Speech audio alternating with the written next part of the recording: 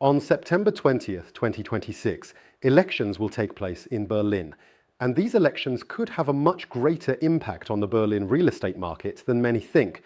But first, write in the comments how you see the future of the Berlin real estate market.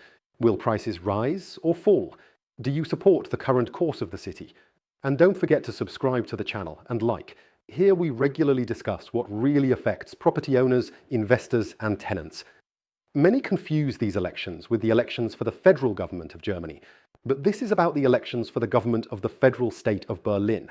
Berlin has its own parliament, its own government, and its own head of government. Additionally, each district of Berlin has its own authorities. That is why the results of these elections could seriously impact the city's real estate market. For the last 3 years, Berlin has been governed by a coalition of the CDU and SPD.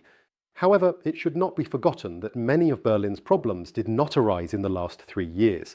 For decades, issues related to security, transport, bureaucracy, schools, hospitals, infrastructure, and the functioning of municipal services have accumulated in the city. Resolving in a few years what has built up over decades is extremely difficult, but voters typically assess the outcome, not the reasons. Therefore, it is already clear that the political landscape of Berlin may change significantly after the elections. As of today, no party appears capable of achieving an absolute majority. There is a high likelihood that a coalition of 3 and possibly even 4 parties will emerge after the elections. At the same time, the influence of parties advocating for stricter regulation of the housing market may well increase. What could this mean for the real estate market? In my opinion, even more regulation. Even more restrictions on rent increases, even more control over the use of housing, even more government intervention in the real estate market. What specific measures will be taken? No one knows today.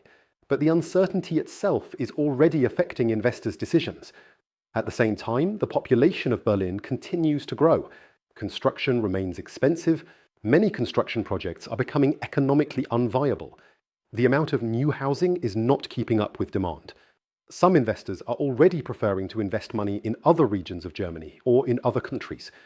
At the same time, the government is facing serious budget constraints and cannot solve the housing shortage problem on its own. Against this backdrop, the Berlin real estate market continues to feel pressure. The cost of construction is rising. Germany's economy is going through a difficult period. The purchasing power of the population is decreasing. Financing remains expensive, and more deals depend not on the seller's willingness, but on the buyer's ability to obtain credit and complete the transaction. Therefore, today, we are increasingly observing a buyer's market rather than a seller's market. Personally, I believe that until the elections, and for some time afterwards, the real estate market in Berlin will remain challenging for both investors and property owners. But that is just my opinion. What do you think? Who will win the elections? What will happen to property prices? And how do you see Berlin in 5 years? Please share your thoughts in the comments.